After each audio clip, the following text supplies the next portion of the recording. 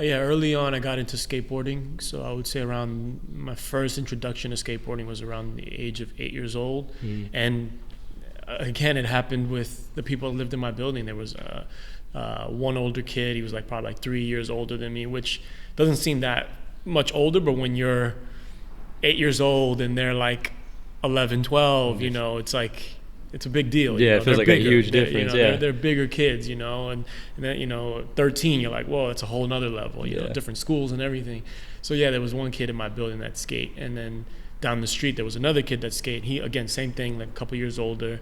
And then just towards the end of the block there was another kid that skates. So they had this little clique going, and they'd be just racing by in the neighborhood. I'm like, oh my god, this is crazy. Just seeing how fast they were going on this skateboard was mind-blowing alone, let alone the fashion, and like the heavy metal was a thing back then, and that's what they were into. So that was just like culture in your face, like whoa, like style and a whole different world that I was so, even though it was right there in front of me, it was so like outside my grasp. I was like, this is something different. So that really attracted me at a young age. So yeah, I got into skateboarding around like eight or nine, and I got really into it at around like 9, 10. And by that time I was really getting into that heavy metal music, hip hop music, the clash of it all, like just the whole eclectic melting pot of it all. I just started to consume all that stuff. The art on the skateboards really spoke to me. The t-shirts that were then a reflection of the boards and that kind of stuff. So yeah, definitely fashion, art, skateboarding. I consider skateboarding a sport, even though back then it was a hobby. But naturally, basketball, baseball in the neighborhood, but skateboarding was my thing. That was your thing? I would pass a basketball or a baseball and a glove over a skateboard. To go ride a board any day? Yeah. Any second. And would you go out and skate with, would you stay in like your area, or would you ever travel anywhere else outside of Queens to go skate? Yeah, at first it was just mainly Queens. So it was Flushing Meadow Park, which is very famous for the metal globe, the World's Fair, and that was walking distance, still is, from where my parents live.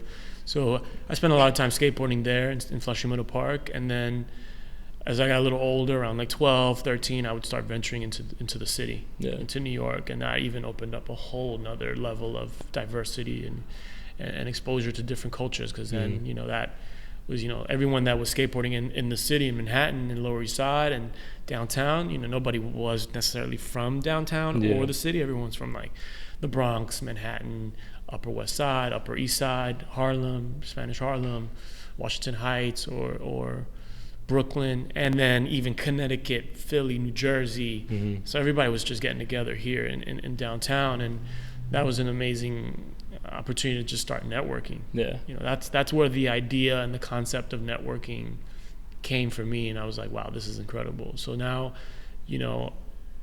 I had notoriety in different cities and towns and boroughs and states at just from showing your face and hanging out with amazing people. Amazing to like go to another city or another state and like people love and know me there, like like the who's who knows who I am. That's it makes you feel good. It's like an uplifting, you can go anywhere and say show face and people are like, I know him, or they can introduce you, someone be like, oh I know Homie through meeting him here, and it's a good feeling. An incredible sense of being welcomed, man. There's nothing like it. Now I find it really interesting, me not growing up in a city, especially at a young age. What was it like? Because a lot of kids, I'm sure, like you said, you would go travel to different states and different cities and stuff. Mom and dad were cool with it? Like, or you kind of just sneak away? And to a certain extent, yeah. I mean, they would, like my dad, was super supportive in the sense that he would come out with us. He would drive us to the city, hang out there, watch us skate. He would drive us to the Bronx to a skate park right by Yankee Stadium called Mullally, and watch us skate. He would take us upstate New York to Newburgh to a skate park and just chill and watch us skate. And then through time, he would just like go drop us off, come back later. So it kind of gave us some freedom. Then it got to the point that it's like, all right, you guys can go on your own. And sometimes so he was supportive of the whole. Yeah, I mean, sometimes we would cross the line and we would come home late. Obviously, get in trouble. The average thing, we do as young kids, kind of push the you know, push the boundaries a little bit. Just a little too much sometimes. Yeah. Get grounded, get your board taken away, go through all that. Yeah, I went through it. Yeah. Okay. And what was family life like at home? Like you have brothers and sisters. Yeah, I'm the eldest. I have a brother and then a younger sister. Mm-hmm. And so I was, I was the one they looked up to, and I had to set the example. So sometimes I set the wrong example, and I paid the price. And then I'm the eldest on my dad's side. I'm the eldest grandson of like 30 some odd cousins. Wow. So yeah, same on my mom's side, but I'm somewhere in the middle in terms of age. Mm-hmm. So yeah, I have roughly over 50 some odd first cousins. Wow. So it was, so yeah, I've been made an example of in many different ways on both sides of the family, for good and bad, but mainly for good. Yeah. So I had that pressure. I had to always set a good example and lead the charge, and motivating them to do things. Yeah, I feel like that's normal when it comes to being the eldest of like a big group, in a family. Yeah. You always got to set that example. Everyone's looking up to you. You do something wrong, they're like, see, now the little kids are going to look after you and they're going to do the same thing. But exactly, yeah.